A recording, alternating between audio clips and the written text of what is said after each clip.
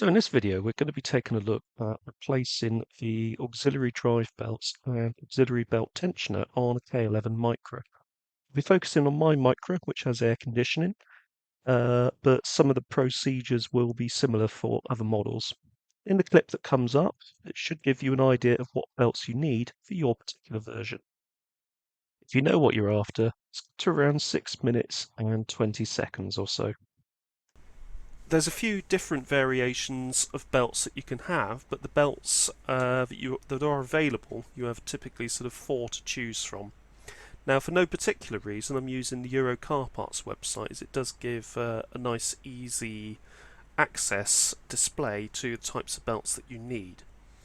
So let's deal with or a couple of scenarios rather. So scenario 1, you have a base level Micra that has no power steering or air conditioning.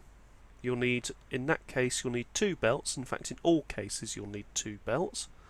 But in that case, you'll need a belt for the water pump and another belt for the alternator.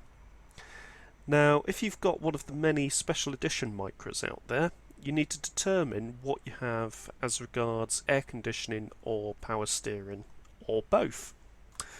So let's have a look at this image here, which is a typical pre-coil pack engine bay. Post-coil pack models are similar, although you will not have the distributor unit, and on here you will have individual coil packs per cylinder. If you have air conditioning, you'll typically see these 2 pipes at the front of the engine bay here, that one going back to the evaporator unit, and you'll have an alternator mounted at the top of the engine bay. The air conditioning compressor is mounted underneath the alternator. On models without air conditioning, you'll just have the alternator and it will be mounted lower down in the engine bay. I think also you may not have this bracket arrangement here. On models which have power steering, you'll have this pipe at the back here, which has got a pressure sensor in it, and you'll also have this reservoir here. If you do not have power steering, you will not have this reservoir or this pipe here.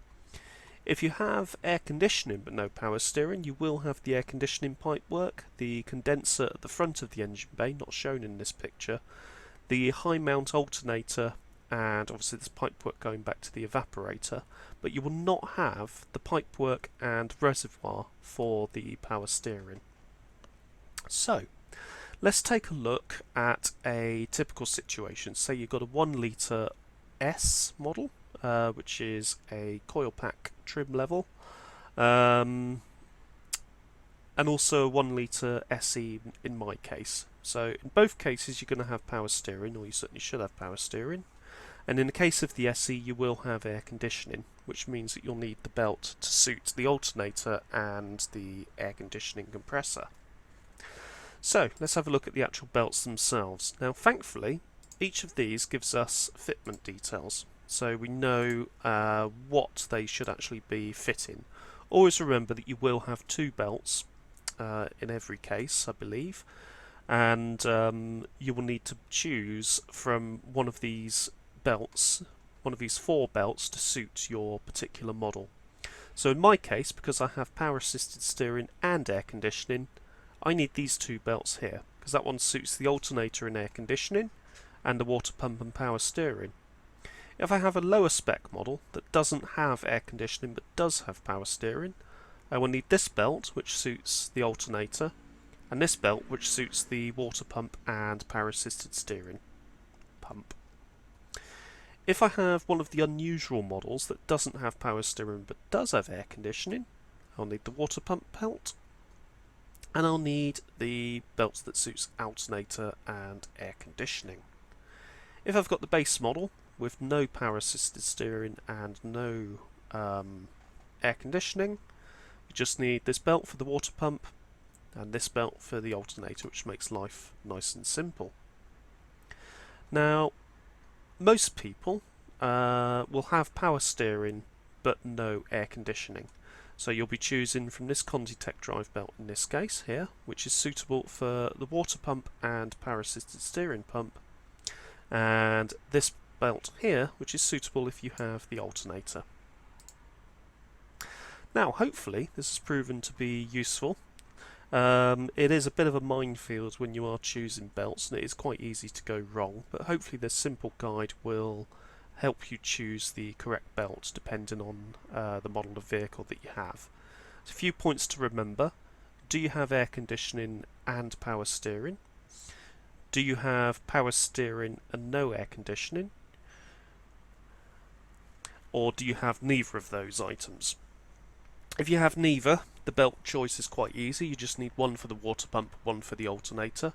If you have power steering but no air conditioning, you need a belt that's suitable for a water pump and power steering pump, and one suitable for the alternator. And obviously, if you've got air conditioning, you need one that's suitable for alternator and air conditioning, and also one that's suitable for the water pump and power steering. Unless, as you say, you've got one of those bizarre special editions that doesn't have power steering, in which case you'll be choosing a belt suitable for the water pump. So, a little bit of a minefield, but hopefully this clarifies exactly what you require. If you're So before we get started on some video clip demonstrations, I just want to cover a few things that you need to do first. First one is you're going to need a 14mm socket and ratchet and 12mm socket with a small flexible extension and a small ratchet.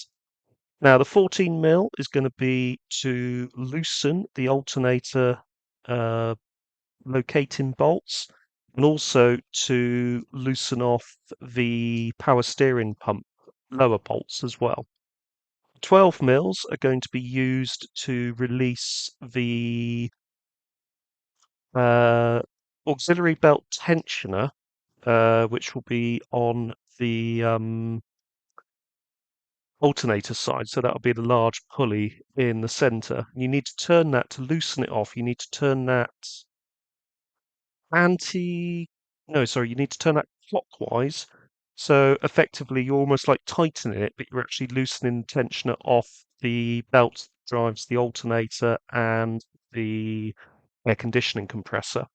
The power steering pump, there is a lock nut, which is 12 mil, and a socket, which is 12 mil. You can just about get the lock nut undone with a 12mm crow's foot spanner. So the longer the better. And you can then use a 12mm socket from under the car, sort of reaching up behind the engine to the power steering pump tensioner to loosen the bolt off. And to loosen that off, you want to go anti-clockwise, effectively the opposite direction that you would be going with the aux belt tensioner. The other thing that you need to do before removing that aux belt tensioner is to loosen off the 17mm central nut, which also acts as a lock-in nut, and that'll allow it to move freely to loosen off the aux belt for the alternator and the air conditioning compressor. Another thing to discuss is these two bolts here. Now these are at the top of the aux belt tensioner for the aircon and alternator pulleys. And these are 10mm bolts. There is one lower down which you can access with the splash guard removed, and that's also 10 millimeters. Getting both of those off will allow you to remove the tensioner completely, ready to fit the new tensioner idler itself. And we're going to be covering that in the steps that follow.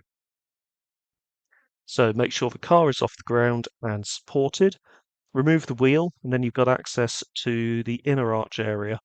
The guard itself is held on with a 10mm bolt and one of those push-in plastic affairs, which you can just loosen off with a screwdriver.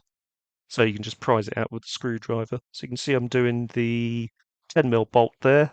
There is actually one, two, three of those plastic locating things that you need to pry out. There's one on the top right hand of the picture or the image there that you can see next to the splash guard, and there is one just above the drive shaft. So once you've got those pried out, you'll be able to remove the liner itself. You can see I'm just prying out that one and getting the liner out completely.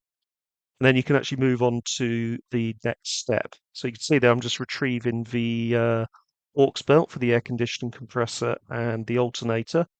And I can now turn my attention underneath here to that 10mm bolt that I mentioned earlier. So I've already undone the top two. This final one will allow me to get the tensioner assembly out completely. Now, what I've actually done is I've removed the pulley already. You don't actually need to do that as long as you've got the power steering belt out of the way, which I don't have here. But as long as you've got the power steering belt out of the way, you can get the whole assembly out without actually having to remove the pulley. And that does make things a bit easier. You can see how I've got to wriggle it off the bolt that it sits on and then try and wrestle it out. In fact, in the end, I actually went to the top side, just got it out that way. Now, this is a short clip of the assembly itself. So you've got this mounting bracket.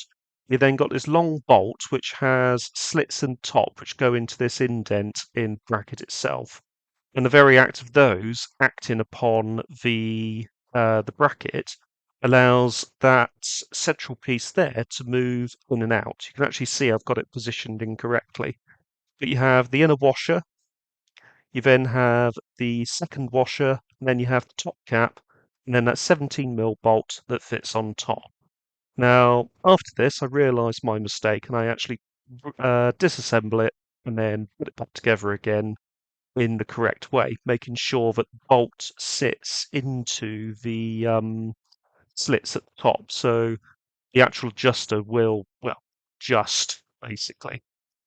But that's the basic approach that you need to take. Now, once you've actually done that, you can put the whole assembly back into the car. And if you don't have the power steering pump in the way, power steering drive belt in the way, it does make life a lot easier. Now, when I came to refit the belts, I found it actually easier to remove both the 14mm bolts at the bottom of the power steering pump. That then gave me enough space to be able to get the belt onto the water pump, power steering pump, and the crank pulley. And I could then tighten it up, rather put the two 14mm bolts back in, and then tighten up the tensioner, going clockwise this time, to tension the belt. Then you lock it off with your crow's foot spanner, and that's that belt done. You can then turn your attention to the air conditioning slash alternator drive belt, which would be the next one. Now you can see here I've actually got it correct. So the tensioner actually works. So as you can see there, you wind it one way, it will tension the belt. You wind it the other way, it will loosen the belt off. And that's ready to go back on the car. So initially I did try to drop it in through the top side, which didn't work. But I actually, after removing the power steering belt, I managed to get it in through the bottom. That's why you want that power steering belt removed before you do anything. Anyway, not the easiest of jobs. It took me quite a bit of working out how to do it because of the limited amount of space available. I mean, initially I did remove the engine mount that you can see there, thinking that that would help. No, it doesn't. You can only jack the engine up so far, and it still doesn't make anything visible to you. So it's a combination of belt removal, loosening off certain drive facilities, so the alternator and power steering pump, and then that does allow you to get things into place. Anyway, let's take a look at the final result.